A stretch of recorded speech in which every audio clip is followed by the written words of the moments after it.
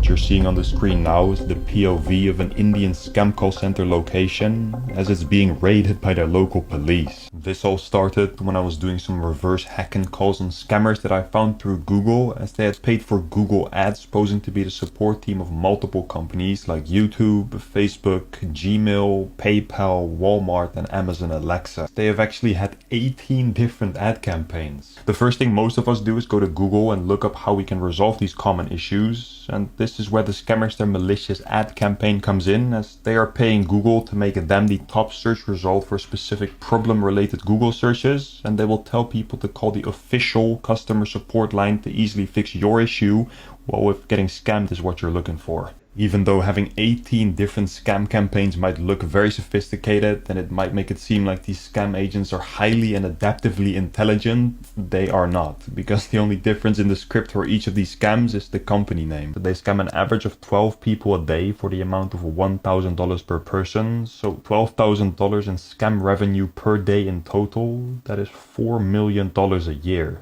How did I get this information? Well, there are two bosses that I managed to spread my access to, one manager for the money/bookkeeping side of things and one big boss that manages the campaigns and takes all the profit.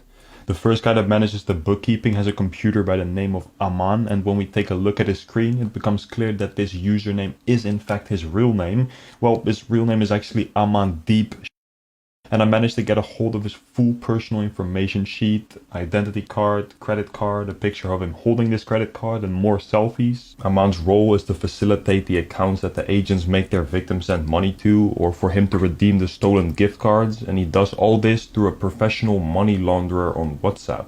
The only thing Aman does is to act as a middleman between his agents asking for accounts and the person providing the accounts, and once money is stolen, he makes note of this scam in this spreadsheets document that I found amongst his files. He doesn't have many other files besides a few pictures of gift cards and the attendance of his 41 agents, including their full names, salary and bank numbers. The average salary is $350 by the way, even though they steal $350,000 a month. Very generous to give 0.1% back. And main boss that likes to go by the name Roni, as we can tell from his computer username, WhatsApp username and many emails. He was also kind enough to leave behind dozens of his own personal papers, and spoiler alert, his name is not actually Roni Singh. His full name is actually Nipun Anil, and he was born on the 1985 in Punjab, making him 38 years old. He owns 99% of the company's stocks, is the one paying people, signing agreements, the one taking the final profit, and all these things combined with other factors as well make me believe that he is the head of the scam operation. So how much money does he make?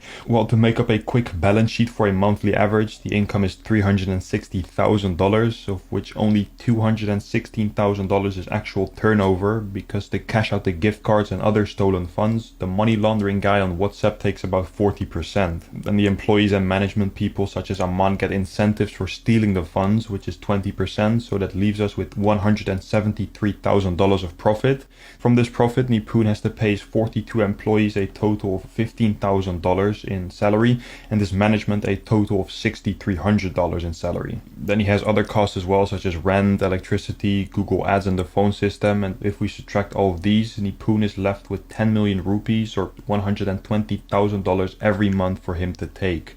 After submitting more than 30 pages of evidence on this call center, the SSP Mohali approved of our findings and filed a warrant to kick down the door of and arrest the very people we have been watching for months. I asked the officer if my friend Sven could come along with them and film the operation, but unfortunately, due to the confidentiality of this case, this was not allowed.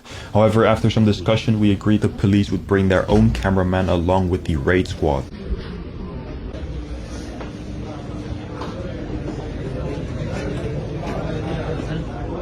निपुण किधर है?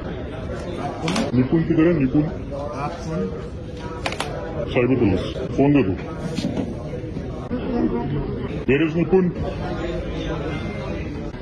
Where is Nipun? Drop your phone. This is police raid. Varun निपुण का phone कहाँ है? दिल्ली में. अमन का है? अमन का है? Where is अमन? इधर आजा. बाहर.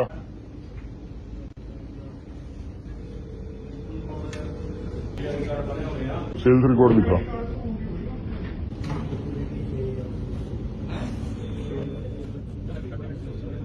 Cell sheet